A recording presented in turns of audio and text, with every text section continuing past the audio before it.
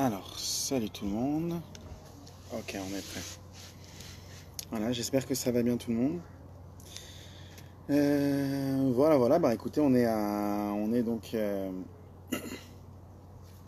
on est reparti pour un compte. Hein. Ça va être cool. Ouais, non, pas de pancho ce soir, fait très chaud, mais il reviendra. Donc, bonsoir les amigos. Et ce soir, on va faire le compte du Chacham et du Tam. Le conte du sage et du simple. C'est un conte que j'affectionne particulièrement. C'est le premier conte que j'ai lu en fait. C'est parmi les contes de Rabbi Nachman, c'est un des contes où il y a beaucoup de morale. Pardon. Et en même temps des vrais secrets. Pour les secrets, je laisserai place à d'autres. Mais pour l'histoire, je suis là.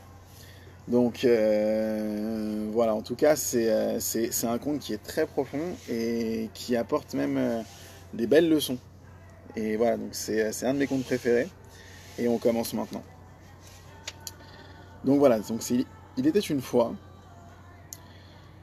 deux bourgeois qui habitaient dans une même ville. Ok. Et en fait, ces deux bourgeois, ils avaient tous les deux une grande maison. Ils avaient chacun deux enfants. Parmi les deux enfants, les deux avaient un garçon. Et les deux garçons, ils étudiaient dans la même classe. L'un des deux enfants était très perspicace, un vrai chacham. Et l'autre, il était plus simple. Non pas qu'il était sot, attention, hein, c'était pas un idiot. Mais il possédait une intelligence simpliste et peu développée, disons. Et les deux enfants s'appréciaient beaucoup.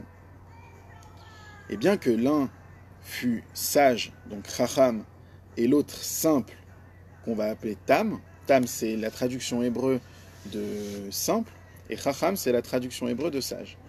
Et donc, on va les appeler chacham et tam, le sage et le simple. Et bien même si l'un avait des capacités cérébrales un peu, voire beaucoup inférieures, malgré tout, ces deux enfants s'aimaient beaucoup. Ils étaient donc à la même école. Le temps passe. Les deux bourgeois commencèrent à voir leur affaire un petit peu décliner. Et ils dégringolèrent littéralement, de plus en plus bas, jusqu'à ce que ça soit la faillite totale, et qu'ils deviennent vraiment des gens pauvres. Il ne leur restait plus finalement que leur maison. Les enfants se mirent à grandir. Les parents déclarèrent aux enfants, « Écoutez les enfants, on n'a plus de quoi... on n'a plus de quoi vous entretenir, quoi. Donc vous allez maintenant devoir expérimenter un petit peu la vie. Et entreprenez ce que vous devez faire. » Bon, alors du coup, chacun part donc dans sa direction. Le simple, le tam, lui, il s'en alla apprendre le métier de cordonnier. Et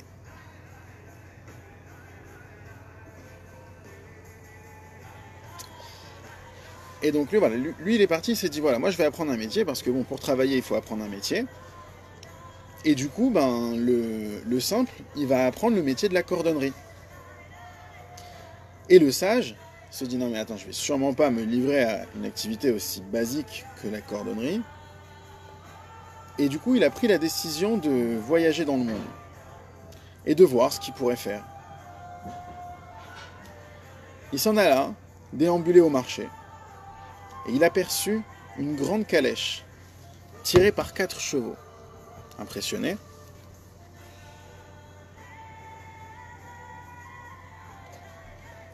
il a vu que la calèche était donc sur le point de partir, et il s'adressa aux commerçants. « D'où venez-vous » Il leur dit, on vient de Varsovie. Il leur demanda, et vous vous dirigez où ? À Varsovie, du coup. Et du coup, il leur dit, écoutez, peut-être que vous avez besoin d'un serviteur. Je pourrais vous être utile. N'hésitez pas, prenez-moi avec vous. Ils remarquèrent que notre sage en question, le chacham, c'est quelqu'un de perspicace, donc intelligent, qui réfléchit vite. Et en plus, il a l'air diligent. et il leur plut. Et du coup, ils le prirent avec eux. Et c'est comme ça qu'il commença sa route vers Varsovie.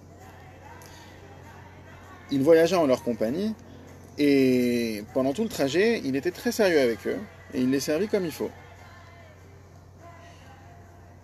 En arrivant à Varsovie, du fait que c'est quelqu'un qui est perspicace et qui réfléchit vite, il se dit, mais attends, ils sont bien gentils ces commerçants, mais étant donné que je suis déjà à Varsovie maintenant, pourquoi est-ce que je devrais rester lié avec eux? Pourquoi est-ce que j'ai aucun contrat avec eux? Ils m'ont pris sur la route, donc j'ai pas de raison finalement de rester avec eux. Voilà, donc on a un chacham et un tam, un sage et un simple. Les deux prennent des directions différentes. Le simple a pris la direction de cordonnier, et le sage, je rappelle qu'ils étaient donc amis, et le sage, lui, il décide d'aller voyager et d'aller chercher du commerce. En allant chercher du commerce, il arrive à Varsovie, grâce à des hommes, et là il se dit, mais pourquoi est-ce que finalement pourquoi je resterai avec eux? J'ai autre chose à faire. Il y a peut-être une meilleure place ailleurs. Commence à réfléchir, mais attends, ma place actuelle, ok, mais il y a sûrement une meilleure place, il y a sûrement the next step, tu vois, il y a moyen de faire mieux.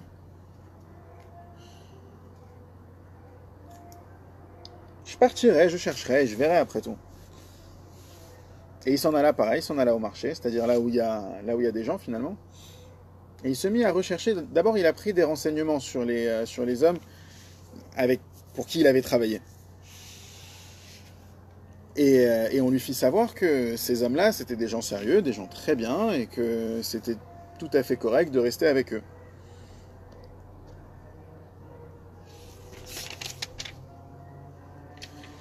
Mais cependant, c'était difficile pour lui de faire ce travail-là,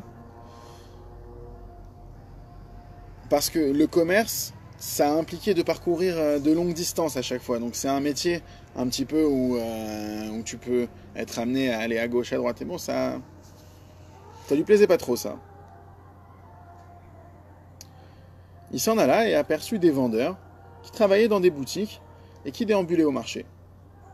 Comme à leur habitude, ils se déplaçaient en véhiculant toutes sortes de choses à travers leurs chapeaux et leurs chaussures aux extrémités saillantes. Donc direct, il voit des gens qui travaillent en boutique, il a vu ils sont un peu bling bling comme ça, ils ont des belles chaussures, des trucs, tiens, ils ont l'air d'être de la gamme au-dessus.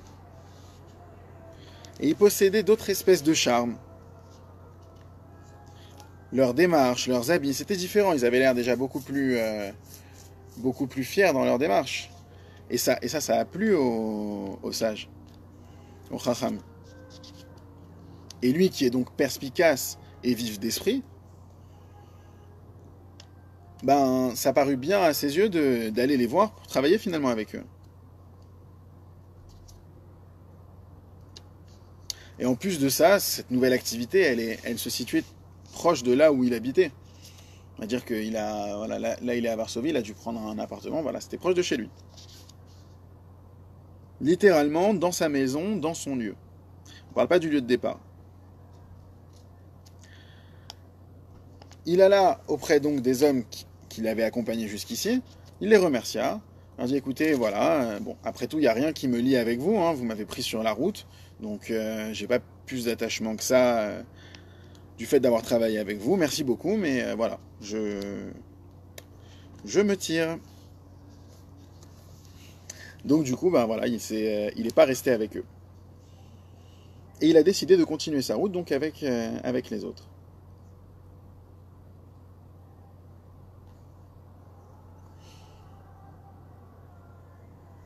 Et donc du coup, il arriva donc près des bourgeois comme ça. Il leur dit prenez-moi le même cirque qu'il a fait donc aux autres. Voilà, je suis quelqu'un de très perspicace, n'hésitez pas, je vous serai super utile. Très bien, donc du coup ils l'ont pris en tant que serviteur.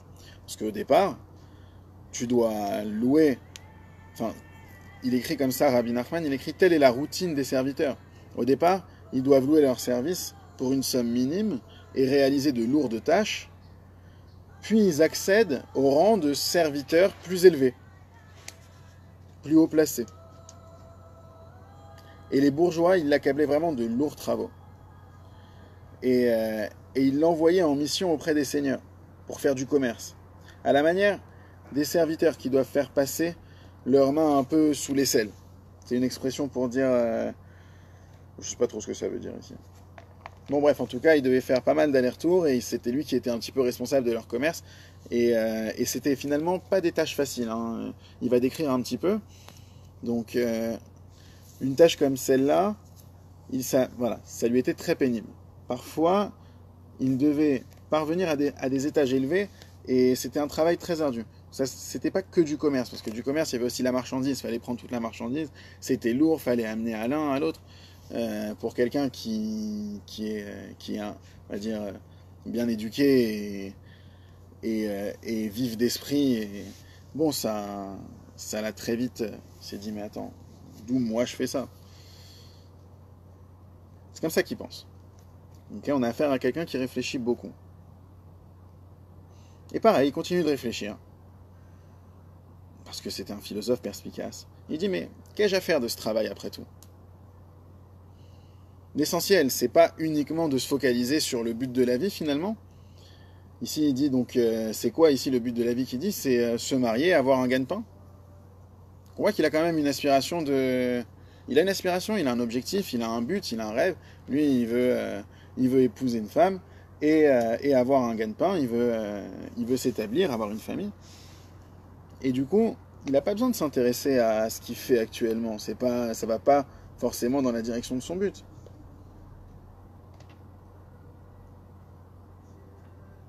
Et du coup, il s'est dit qu'il était peut-être mieux pour lui de parcourir le monde et de visiter des pays. En rassasiant, il se dit, voilà, je vais rassasier mes yeux de tout ce que le monde peut offrir. Pareil, qu'est-ce qu'il fait à chaque fois qu'il a besoin donc de... Qu'est-ce qu'il fait à chaque fois qu'il a besoin d'évoluer? Il va au marché. Et au marché, pareil, il observe des commerçants. Et des commerçants qui se déplaçaient donc dans une grande calèche, pareil. Tout de suite, il remarque les commerçants qui sont un petit peu high comme ça. Un petit peu de la haute. Il leur demande à où allez-vous? Il leur dit, allez à Livourne. Livourne, c'est une ville. Il leur dit, est-ce que vous pouvez me prendre avec vous? Je pourrais y aller avec vous? Ils leur répondirent que oui. Et ils acceptèrent de l'amener là-bas. Donc cette fois, il ne s'est pas engagé en travail, attention. Cette fois, juste, il a demandé à ce qu'on l'accompagne. Et de là-bas, il embarqua pour l'Italie. Et puis de là-bas, il alla en Espagne. Et entre-temps, plusieurs années passèrent. Donc il a fait un long voyage. Donc dans son esprit, il fallait qu'il voie du monde, qu'il voie du tout, qu'il parcourt le monde et qu'il apprenne. Et donc il s'est dit, voilà, je vais parcourir le monde. Le sage, la première fois que j'ai lu cette histoire, il m'a mis mal à l'aise.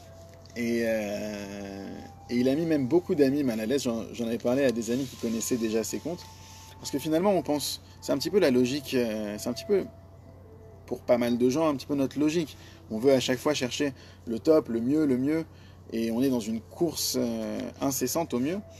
Et voilà, donc là, on voit un petit peu sa course, où est-ce qu'elle l'amène, où est-ce que sa réflexion, finalement, tout ce à quoi il réfléchit, à chaque fois, il remet en cause sa situation pour aller chercher plus loin, aller voir mieux. On va voir jusqu'à où il va aller. Donc entre-temps, voilà, plusieurs années passèrent, il a parcouru de nombreux pays. Et il se dit, voilà, ok, j'ai voyagé. À présent, il convient de diriger son regard vers le but en question, le but dont on avait parlé. En quelque sorte, ici, on voit qu'il a oublié un petit peu son but et il reprend conscience après un long voyage. Et il veut donc maintenant re-entreprendre son but. Donc pendant tout ce temps, donc plusieurs années, et si Rabbi Nachman vient et nous dit plusieurs années, c'est parce que vraiment, il y a cette notion d'oubli pendant tout ce temps où il a voyagé, où il a été à gauche à droite, il a oublié son but, juste il était occupé à apprendre, à voyager. Et donc du coup, Son but, je rappelle, c'est se marier et avoir un gagne-pain. On va commencer par gagne-pain. Il se dit que ça serait intéressant d'apprendre un métier, d'abord qui rémunère bien. Et il s'est dit, ok, je vais apprendre le métier d'orfèvre, qui se sert de l'or. C'est un beau et grand travail, ça mérite une sagesse. Et du coup, ça lui a plu, parce que quelqu'un d'intelligent s'investit dans un métier intelligent. Enfin, a priori. C'est ce que en tout cas, c'est le choix du sage ici. C'est le choix du sage qu'on va appeler donc le Chacham. Pour l'instant, on ne dit pas quel chemin est bon ou pas à prendre. C'est intéressant de se faire son propre avis. De plus, il s'agit d'une activité richement rémunérée, comme on a dit. Et comme il était perspicace et philosophe, eh ben, il n'a pas eu besoin de plusieurs années pour apprendre ce métier. C'est quelqu'un de très intelligent. Donc on a affaire à quelqu'un d'intelligent qui apprend un métier que normalement ça met des années à apprendre. Et lui, combien de temps il a mis pour apprendre ce métier-là? Si on joue au juste prix, ça ne va pas le faire, je vous le dis. 3 mois. En 3 mois, il a appris le métier d'orfèvre. Alors que ici, Rabbi Nachman il nous dit que dans un cycle normal, c'est censé prendre plusieurs années. Mais lui, il est très intelligent. Donc 3 mois, ça lui suffit. Et il devint même un expert, et un expert encore plus fort que le professeur qui l'a formé. Donc en 3 mois, il devient super fort, plus fort que son prof. Et une fois qu'il a commencé à faire ce métier d'orfèvre, pareil. Il a commencé à réfléchir. Qu'est-ce qu'il s'est dit? Je possède un très bon métier.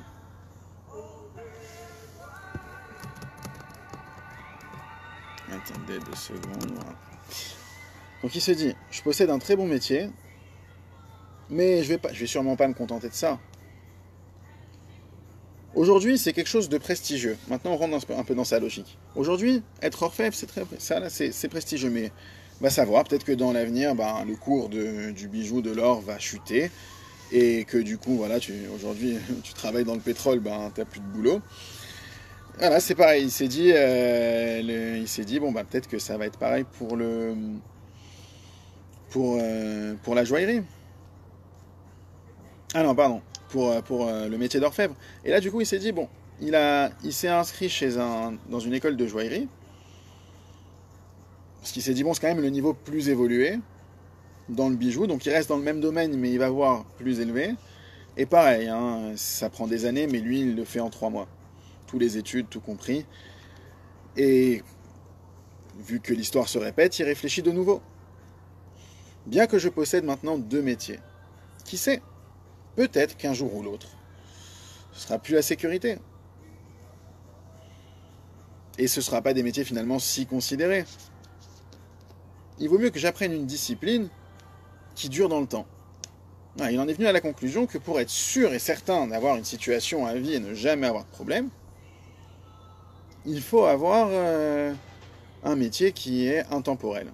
Donc quel métier est le plus intemporel? On le voit que même en période de crise, finalement, c'est eux qui bossent et on les remercie d'ailleurs. C'est les médecins. Du coup, il s'est dit, je vais apprendre la médecine. Après tout, il y aura toujours des hommes et toujours des malades. Donc, c'est un métier qui ne connaîtra jamais... voilà, c'est un métier qui fera jamais faillite. Donc, il a pris le métier de médecin.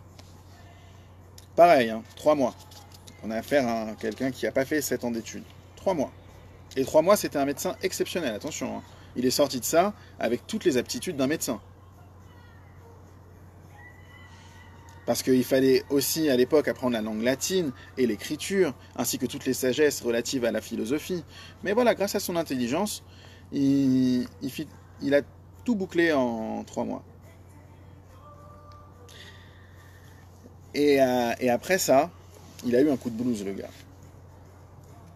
Parce que du coup, le monde entier commençait à apparaître à ses yeux sans valeur.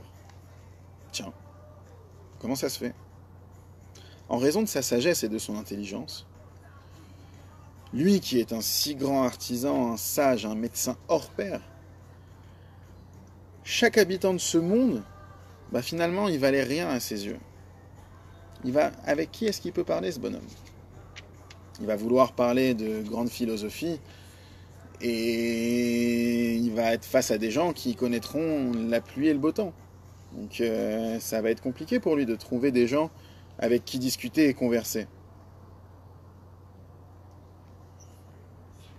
Bon, mais il décida qu'il lui fallait finalement se créer un objectif et de prendre une femme pour épouse et de construire sa vie. Il se dit dans son esprit, si je me marie avec une femme d'ici, qui sait ce qu'il adviendra de moi? Du coup, il se dit, bon, je vais retourner chez moi, là d'où je viens, afin qu'on voit ce que je suis devenu. Je n'étais plus un jeune homme et maintenant, je suis parvenu à une telle grandeur. Donc je vais faire un comeback, et en plus ça va être un comeback genre... un bon comeback. Il s'en alla, et fit le voyage jusqu'à sa maison. Et pendant tout le trajet, c'était très difficile pour lui, parce qu'il a rencontré des gens, mais à chaque fois, c'était pénible de parler avec eux, à chaque fois que les gens ouvraient la bouche, c'était insupportable. Dites quelque chose d'intelligent, bordel. Dites quelque chose d'intelligent, je vous en prie, quelque chose d'intelligent. Non, je m'en fous que le foin. Voilà. Et donc, c'était très difficile, il pouvait parler à personne, et aucun lieu d'hébergement ne lui convenait. C'était pas quelque chose qui était de sa grandeur. Et vraiment, c'était une vraie souffrance, ce voyage. C'était pas agréable du tout. Bon, à présent, on laisse de côté le sage, le chacham, et on va voir ce qui se passe avec le simple. C'est déjà un peu plus drôle. Ah oui, je vous ai pas dit, mais cette histoire, elle est en plusieurs parties.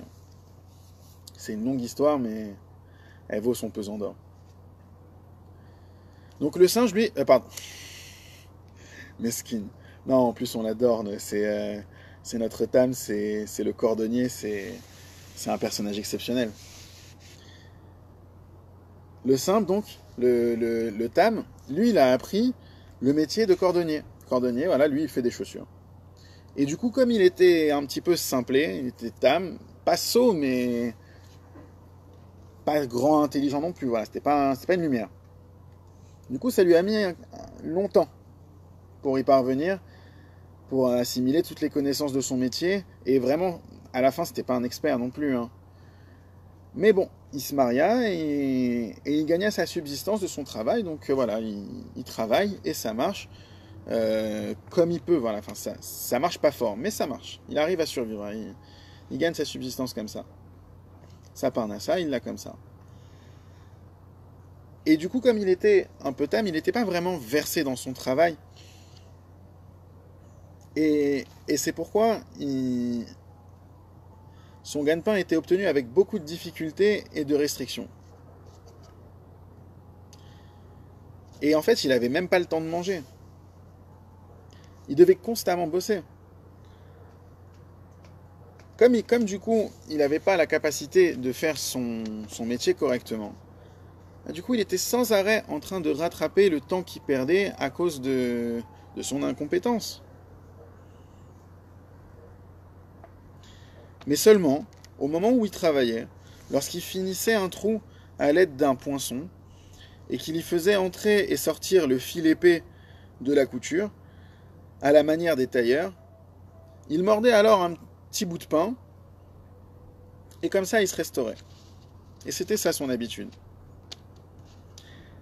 Par contre, il était constamment plongé dans une allégresse, il était joyeux, ça veut dire, on voit que sa vie finalement c'est pas tout rose, et il galère finalement ce bonhomme, mais bizarrement il était très heureux.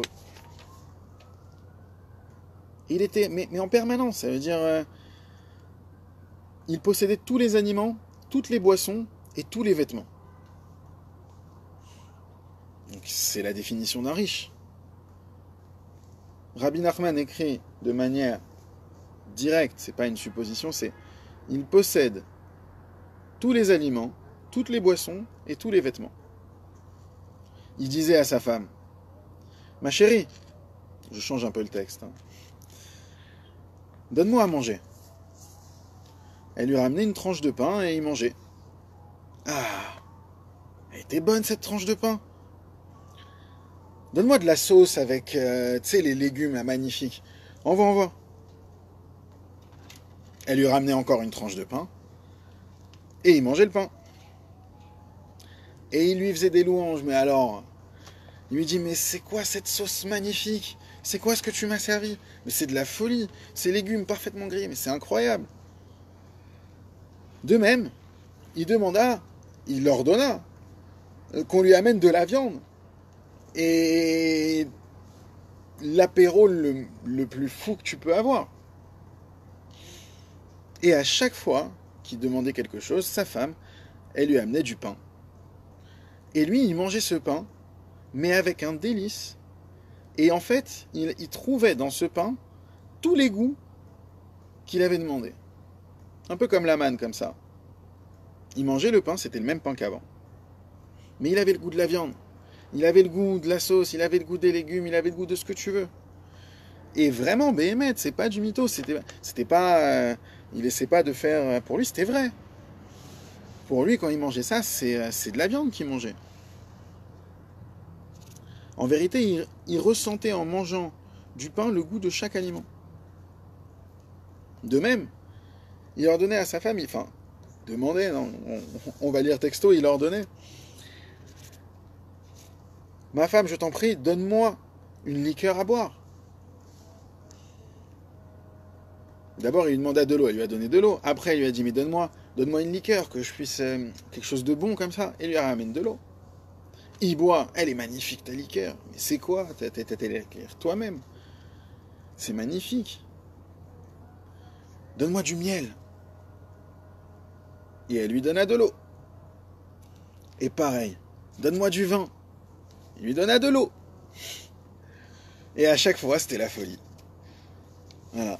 Donc il pouvait faire tout un Farbrengen, le gars se faisait toute une soirée, aucun problème avec de l'eau et du pain. Et il était très heureux. Et il avait tous les délices dans sa bouche, c'était extraordinaire. Et vis-à-vis des vêtements aussi, il possédait tous les vêtements. En vrai, non. Il ne possédait seulement qu'une pelisse. Pelisse, un genre de manteau de peau comme ça.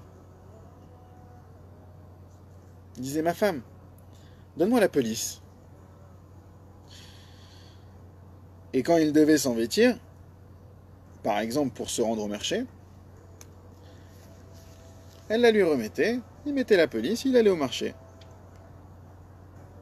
Et quand il avait besoin de mettre un beau manteau pour sortir, pour avoir une meilleure prestance, il me disait, ma chérie, donne-moi le beau manteau, celui qui est parfait. Et elle lui donnait la pelisse. Et il était très heureux pour lui, c'était un manteau magnifique. Et il en faisait son élange. Oh là là, mais qu'est-ce que ce manteau, il est beau comme ça. Intéressant que des fois, lorsqu'on appréhende une situation, bon pour lui c'était vraiment Béhémet. Ça veut dire qu'en fait, il était tellement, lui, il est tellement tam dans sa vie, il est tellement simple dans sa vie, que chaque chose, il la voit magnifique. Lui, il ressent pas, au début, je reste au niveau du texte, mais au début, on voit que voilà, sa situation, elle est difficile. Mais est-ce que lui, il la ressent vraiment comme une situation difficile? Pas du tout. Pas du tout. Il est très heureux. Voilà, il a du pain, de l'eau, et parallèlement, vu que c'est quelqu'un de très simple, ben, ça prend tous les goûts dans sa bouche. Il est heureux de ce qu'il a, mais vraiment. Comme ce manteau est beau. Et des fois, il avait besoin même d'un cafetan. C'est un cafetan, voilà, on va dire un caban comme ça, un beau caban. Quand il devait se rendre à la synagogue, comme ça, il mettait le beau caban pour Shabbat et tout. Il demande à Chérie, où est-ce qu'il est le caban, le beau caban? Et elle lui donna la pelisse. La même pelisse pour aller au marché, la même pelisse pour sortir. Mais pour lui, waouh, qu'est-ce qu'elle était jolie ce caban, il est magnifique. Scintiné comme ça, de la soie pure. Qu'est-ce qu'il est beau ce costume alors. Pareil, costume, bon. Et voilà, donc là on a fini le tour, tout ça pour comprendre. Et Rabbi Nachman s'étale là-dessus pour te dire que voilà, il était vraiment heureux de tout ce qu'il avait. Tandis que l'autre, le sage finalement, ben, je m'exporte un peu du texte. Le sage, finalement, il a tout appris, il a suivi des objectifs et il a évolué socialement énormément. C'est devenu quelqu'un de très intelligent, de respecté. Lui, tu le mets devant un débat télévisé face à n'importe qui, il te le bouffe, même les meilleurs. Lui, c'est un ouf dans sa tête. Mais à chaque fois, il n'est pas content de sa situation, il veut à chaque fois chercher le mieux, le mieux, le mieux, le mieux, le mieux.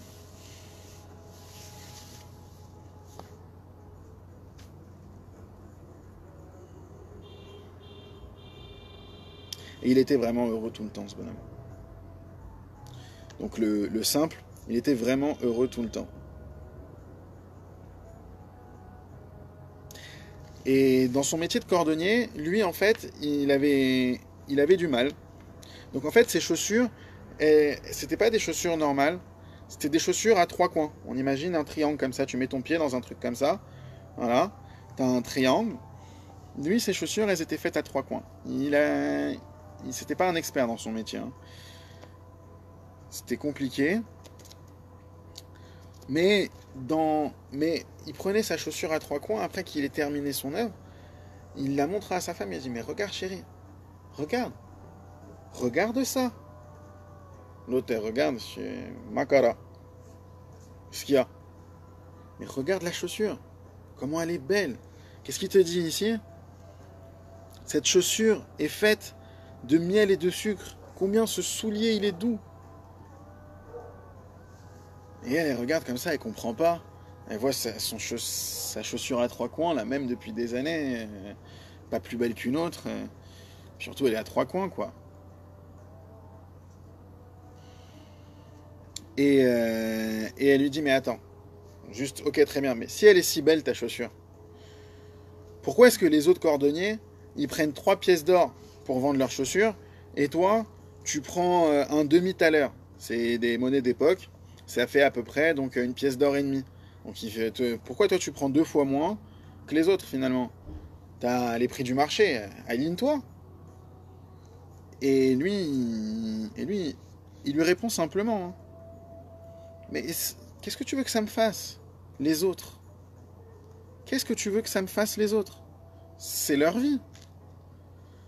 Eux, c'est leur affaire. Et la mienne, c'est mon affaire. Et en plus, il va lui faire un calcul. En plus, ah oui, il lui dit, mais pourquoi est-ce que tu viens me parler des autres? Pourquoi tu veux me comparer? Finalement, c'est vrai. Si jamais on fait juste une pause sur la situation actuelle et qu'on met de côté, on met de côté un petit peu les réflexions qu'on se fixe pour le futur et nos expériences du passé. Maintenant, on imagine qu'on prend quelqu'un, on le met dans une île et lui, il a son truc. On enlève ce côté classe sociale. Pourquoi tu as besoin d'aller voir ce qui gagne l'autre? C'est la comparaison qui tue finalement. Et il commence à lui calculer. Il lui dit, mais attends, regarde, je fais du bénéfice. Le cuir, ça vaut tant. Le poids, les fils, ça vaut tant, etc. Et toutes les autres matières, il lui dit, voilà, tout ça, ça vaut tant. Il lui fait un calcul bien et tout.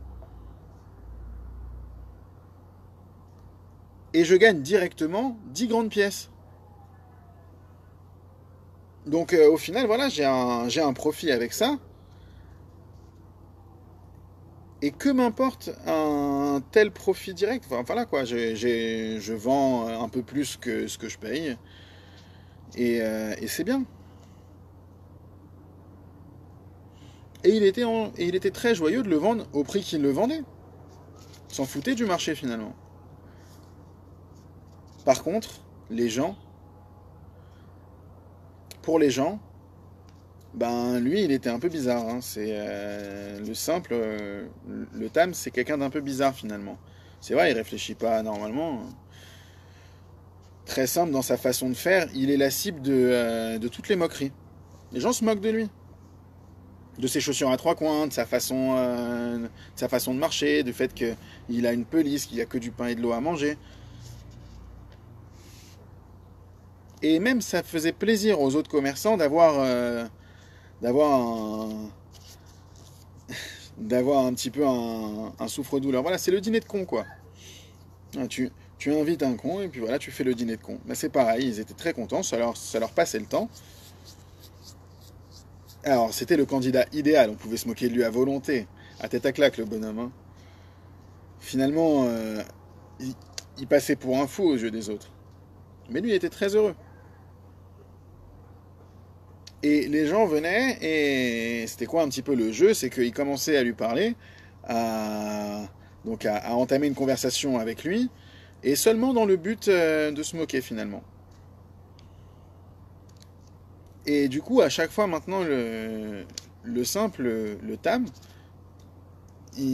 avant qu'on entame une conversation avec lui, il dit écoutez, moi je veux bien parler avec vous, mais c'est sans moquerie. Ok? Je suis un être humain, on est gentil, on se respecte, vous n'avez pas besoin de vous moquer de moi, je peux discuter avec vous, mais voilà. Et les gens répondaient ouais, bien sûr, t'inquiète, on va pas se moquer de toi, sans moquerie. Et il commençait à parler avec eux, car il ne voulait pas davantage approfondir en faisant preuve de malice, ce qui est également considéré comme de la moquerie, parce que c'était un homme simple. Donc du coup, ils se sont pas moqués directement de lui, mais ils lui ont parlé avec malice, comme ça. Avec...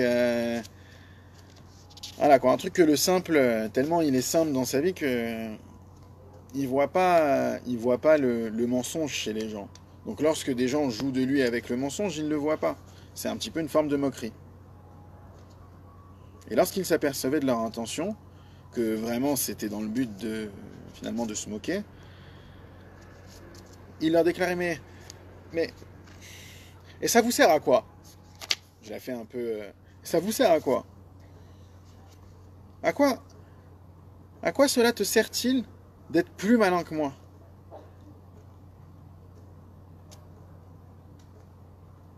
Tu passerais alors pour un imbécile, car vraiment je me considère comme rien. Bien au contraire. Lorsque tu paraîtras plus malin que moi, alors c'est toi qui paraîtras stupide.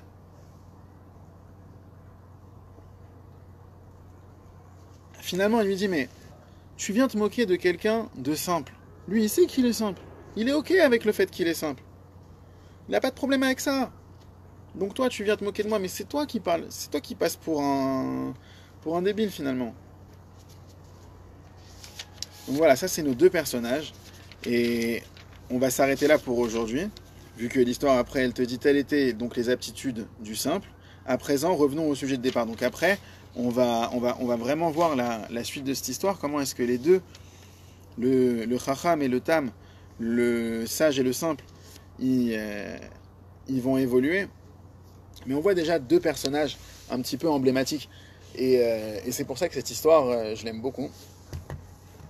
Parce que le sage, je sais pas vous, mais on se reconnaît on se reconnaît en lui avec ses réflexions. Et je veux la pousser dans les études, et je veux être au top, et je veux être ci, et je veux être ça. Voilà quoi, l'ambition. L'ambition, c'est top l'ambition.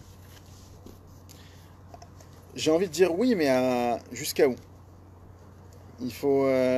S'il y a une ambition, c'est une bonne énergie, il faut la canaliser. En l'occurrence, le sage, le chacham, tu vois qu'il est sans arrêt en train de réfléchir. En fait, il est sans arrêt dans son imagination. Et son imagination va l'amener à imaginer d'autres schémas, d'autres rêves en quelque sorte, qui poursuit, il perd du temps.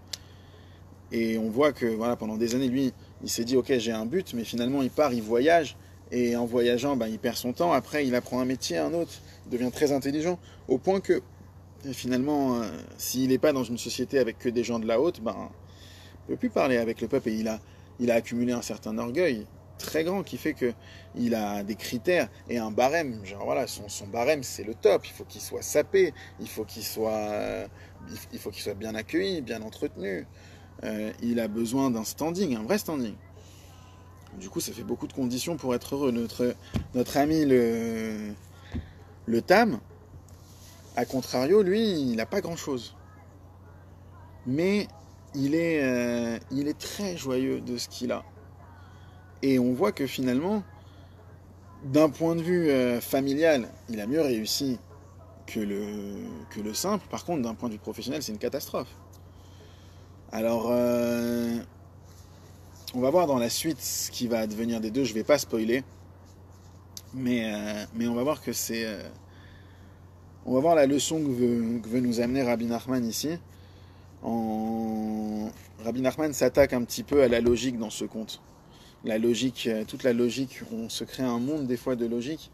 C'est un monde qui a été construit en nous-mêmes, non pas forcément par notre volonté, mais on a été énormément, on nous a balancé énormément d'images.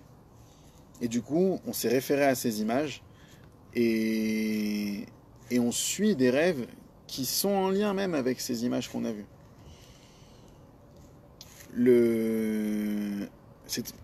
Toute cette logique-là, est-ce qu'elle est bonne? C'est une question à se poser, est-ce qu'elle est bonne? Je ne donne pas de réponse, et ça c'est vraiment chacun personnellement, comment il voit la chose. Mais on va voir un petit peu comment, dans la suite de l'histoire, comment est-ce que notre ami le Chacham et notre ami le Tam vont évoluer.